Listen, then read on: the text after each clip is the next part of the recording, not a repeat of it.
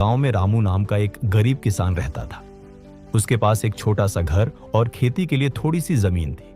रामू के पास भोला नाम का एक बहुत मजबूत भैंसा था। भोला कोई आम भैंसा नहीं था। वह बेहद मेहनती, वफादार और बहुत ही बुद्धिमान था। भोला हर दिन रामू के खेतों में हल जोतने में मदद करता था। वह बिना कोई शिकायत किए चिलचिलाती धूप में भी काम करता था। भोला की कड़ी मेहनत की बदौलत रामू की फसलें बहुत अच्छी होने लगी। जल्द ही रामू की गरीबी दूर हो गई और उसके पास शांति से जीवन जीने के लिए पर्याप्त भोजन और पैसा आ गया। रामू भोला से बहुत प्यार करता था, क्योंकि वह जानता था कि उसकी यह खुशहाली केवल उसके भैंसे की वजह से ही है।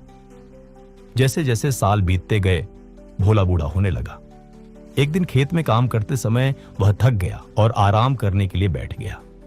रामू ने उसे बहुत चिंता के साथ देखा। उस रात रामू अपने वफादार दोस्त के बारे में सोचकर सो भी नहीं सका। अगली सुबह रामू भोला को पास के जंगल में ले गया। उसने प्यार से भोला के गले से घंटी निकाली और कहा, तुमने जीवन भर मेरे लिए बहुत कड़ी मेहनत की है। अब तुम आजाद हो। जाओ और खुशी से अपना जीवन जियो। तुम जब चाहो वापस आ सकते हो। भोला को अपने मालिक से दूर जाने का दुख था, लेकिन वह बाहरी दुनिया को देखने के लिए खुश भी था। धीरे धीरे वह जंगल के अंदर चला गया। वह जंगल बहुत खूबसूरत था।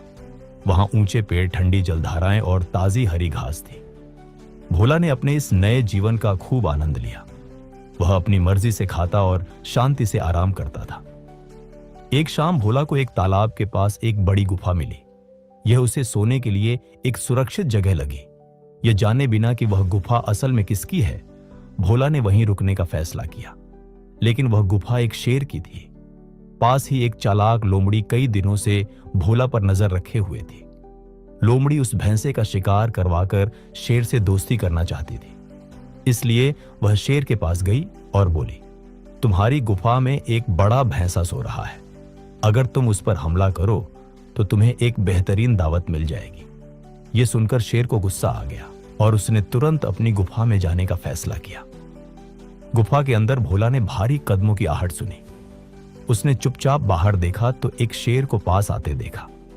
एक पल के लिए वह डर गया, लेकिन भागने या घबराने के बजाय वह बिल्कुल शांत रहा। उसने ध्यान से सोचा, अगर मैं शेर से लड़ूंगा तो निश्चित ही हार जाऊंगा। मुझे अपने दिमाग का इस्तेमाल करना चाहिए। जब शेर गुफा के द्वार पर पहुंचा तो भोला ने अपनी भारी और गहरी आवाज में जोर से चिल्लाकर कहा, तुम इतनी देर से क्यों आए? मुझे बहुत भूख लगी है। आज मेरे लिए 2 शेर और लाओ। कल का भोजन बहुत कम था। यह सुनकर शेर डर के मारे ठिठक गया। 2 और शेर? उसने खुद से फुसफुसाते हुए कहा, अंदर ये कौन सा खूंखार प्राणी है जो शेरों को खाता है? शेर बुरी तरह डर गया और तेजी से वहां से भाग निकला। लोमड़ी शेर को इस तरह भागते हुए देखकर हैरान रह गई। पूछने पर शेर ने उसे अंदर से सुनी हुई बात बताई। लोमड़ी हंसी और बोली, वह भैंसा तुम्हें बेवकूफ बना रहा है। अंदर कोई खतरनाक जानवर नहीं है। शेर को अभी भी यकीन नहीं था, इसलिए लोमड़ी ने उपाय दिया, चलो हम खुद को एक रस्सी से एक साथ बांध लेते हैं। इस तरह तुम अकेले नहीं भाग पाओगे। शेर मान गया। उन्होंने खुद को एक साथ बांधा और धीरे धीरे गुफा की ओर वापस चल पड़े। भोला ने उन्हें फिर से आते हुए देख लिया था। वह एक बार फिर शांत रहा और उसने एक नई योजना बनाई। जैसे ही वे गुफा के पास पहुंचे, भोला जोर से चिल्लाया, लोमड़ी, तुम इस बार सिर्फ एक ही शेर क्यों लाई? मैंने तुम्हें 2 शेर लाने को कहा था। अब मुझे फिर से भूखा ही रहना पड़ेगा। यह सुनते ही शेर दहशत से भर गया। उसने सोचा, लोमड़ी ने मुझे धोखा दिया है। उसने इस राक्षस को 2 शेर लाकर देने का वादा किया था। खौफ के मारे शेर अपनी पूरी ताकत से वापस भागा। चूंकि लोमड़ी शेर से बंधी हुई थी, इसलिए वह भी शेर के साथ पूरे जंगल में घिसटती चली गई और पत्थरों और पेड़ों से टकराती रही। भोला ने चुपचाप उन्हें ओझल होते हुए देखा और मुस्कुराया। उसने बिना लड़े ही एक ताकतवर शेर को हरा दिया था। उस दिन के बाद से भोला जंगल में अपनी बुद्धिमानी और शांति से रहने लगा। उसने यह साबित कर दिया कि बुद्धिमानी शारीरिक ताकत से कहीं अधिक शक्तिशाली होती है।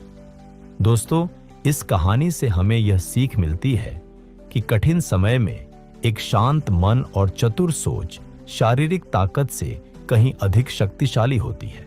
अगर आपको यह कहानी पसंद आई हो तो इसे लाइक करें, अपने दोस्तों और परिवार के साथ शेयर करें।